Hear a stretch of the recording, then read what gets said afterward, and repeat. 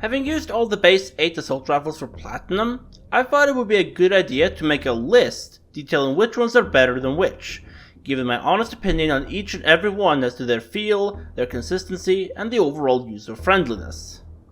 Now I know there is the RAM, the GRAU, the CR, the AN94, and the VAL, but those will be covered in a separate update video as I've yet to get gold on those, which kind of invalidates my opinion on them. Without further ado, let's get started with the first assault rifle, the Kilo 141. The Kilo is a mixed bag. In my experience, I get the vibes that this doesn't know what it wants to be. It has a decent rate of fire, yes, it has a decent selection of attachments, and there's even the 100 round nutmeg, which you're gonna run out of ammo with before you can say that this is basically the M27 IAR all over again, and I think I'm gonna have a fucking migraine.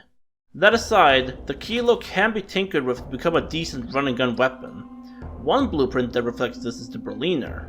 Extended magazines with an integral suppressor, along with a 1mW laser for increased mobility. The biggest obstacle I had with the Kilo when I was going for gold was the awful iron sights being a slight bit obstructive. Remember, the reptile challenges require you to get around 100 kills with no attachments, and I almost never hip fire without one of the 2 lasers or the Merc foregrip. There's a reason I run the LP945.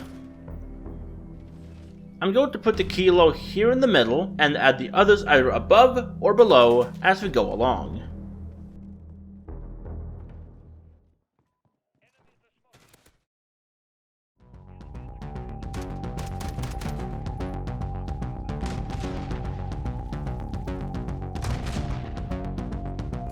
Next up, we have the FN FAL, our first and only semi-automatic rifle in this game by default.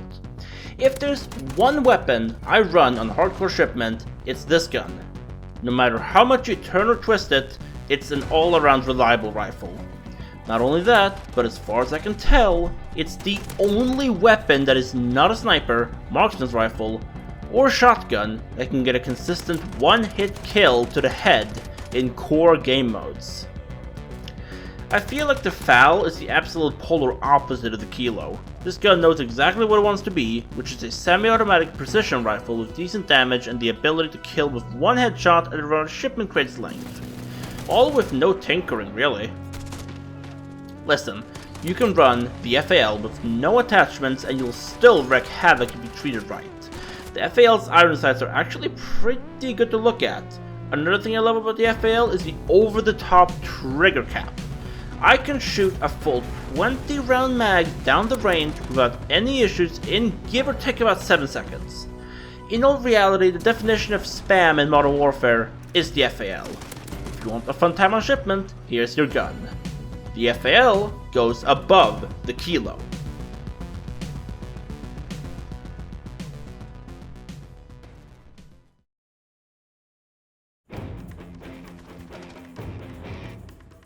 And so we arrive at the first gun I got gold for this game. It's the M4A1.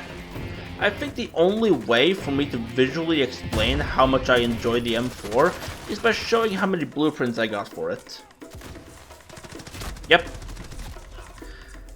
I reckon the reason I was instantly drawn to the M4 in this game was the same reason I was drawn to the NV4 in Infinite, a reliable rifle with manageable recoil and fire rate. Is there anything bad to say about the M4? Well, not really. It's not surprising as to why people flocked to it during Season 0.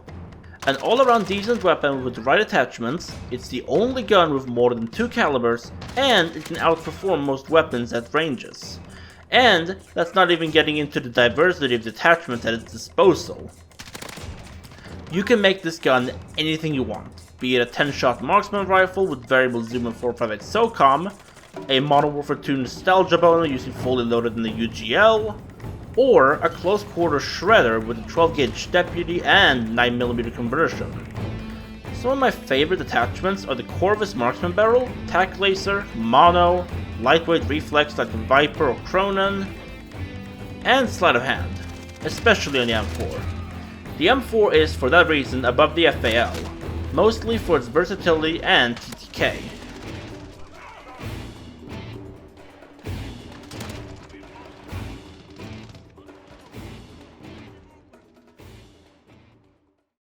The FAMAS is as if you took the FAL, made it French, gave it the look of a baguette with a carry-handled grip and magazine, neutered the performance of attachments, made it free run burst by default, and left its base performance the same as the FAL with a 30 round extended mag. I genuinely don't know what the point of this analogy is, but it was the first thing that came to mind, so I'll go with it.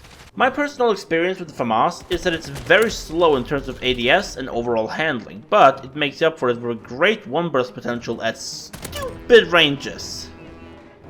I want to say the sniper barrel is one of the better attachments if you can stomach the slight, and by that I mean slight, ADS decrease.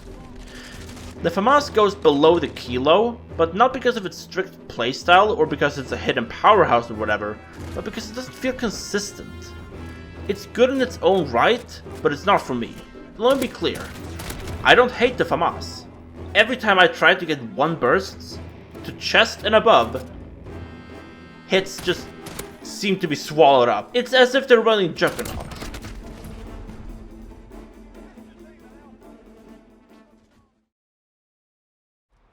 Next up we have the Odin. Is this the AK-50? All jokes aside, the Odin, or the Ash 12.7, is a large caliber AR that shoots a devastatingly large 12.7 by 5.5 round at a measly 435 RPM, which is a tad bit slower than the FAMAS, but can we really compare a full auto 50 cal to a 5.56 burst?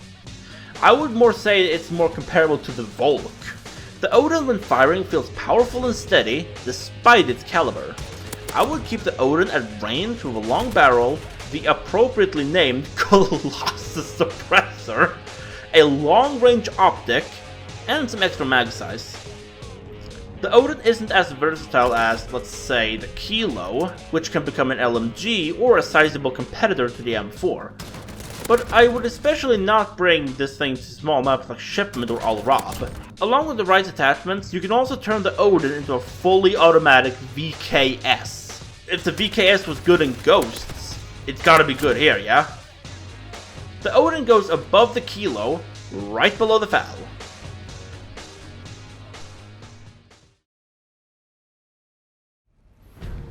The M13. By default, the M13 is the fastest firing assault rifle, making it arguably better than some SMGs, but worse than others.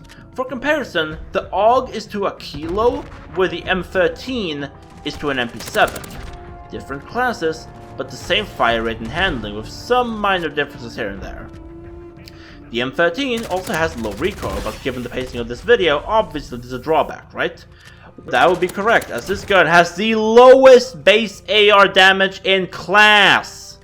For comparison, this weapon on a headshot deals 36 on a point-blank headshot.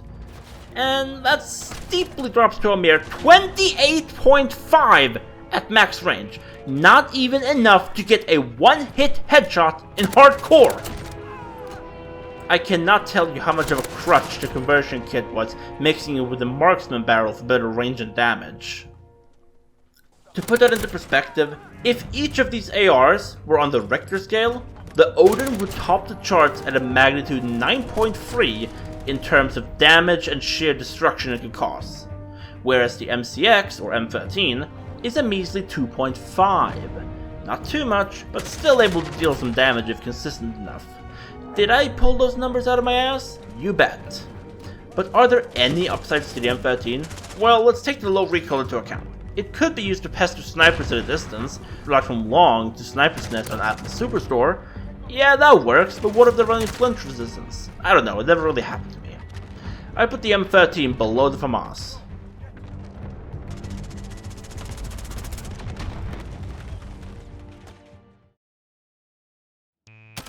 The SCAR in this game feels as if Infinity Ward switched the original ADS times of the SCAR with the FAL, because its ADS is sluggish, despite in real life the SCAR weighing in only at about 66% of the FAL.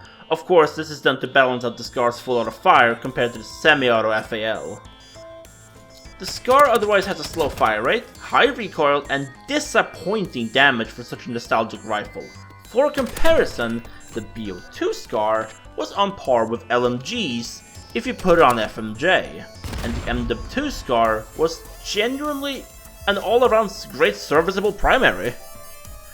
Its only saving grace is its clean iron sights, which I find negligible because most of the time you'd put on an optic because unless you're doing the reptile camos, you're gonna fucking need that luck.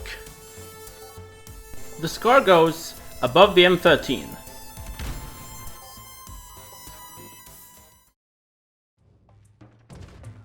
The legendary AK-47. Although a powerful hitter with decent handling, it simply cannot keep up with the faster firing 5.56 automatics. But what it loses in those aspects, it makes up for in pure destructive force. Like a true AK, it kicks like a fucking horse. The iron sights look like they have been basically cut out of sheet metal compared to the folding cack sights of the Kilo or the clean straights of the Scar. Now, but the caliber, its 7.62 Soviet deals moderate damage at range, but any further than that, and it just turns into a 2mm Colibri. Now that I think of it, that would fit the M13 better, but what the hell, we're rolling with it. The reload is smooth, but slow, yet can be sped up with sleight of hand. And come on, who doesn't want to see that beautiful Spetsnaz mag flip? That is just pure eye-gasm material right there. The best attachment setup I found, at least to my playstyle, is the bayonet, RPK barrel, stipple grip, tack laser, and the 40-round extended mags. However, the 5.45 conversion kit helps a lot with killing potential, as it ups the fire rate and decreases recoil. But in all reality, that's just an AK-74. Am I complaining? No, I'm not. I just like some variety in my games. My only unforgivable gripe is that I can't use the bipod with the 23-inch Romanian. It has the bipod folded, come on, what a tease! I put the AK under the FAL, mostly for its competent aim punch and controllable fire rate. Also, it sounds like a fucking monster in the 7.62. Aim small, miss small.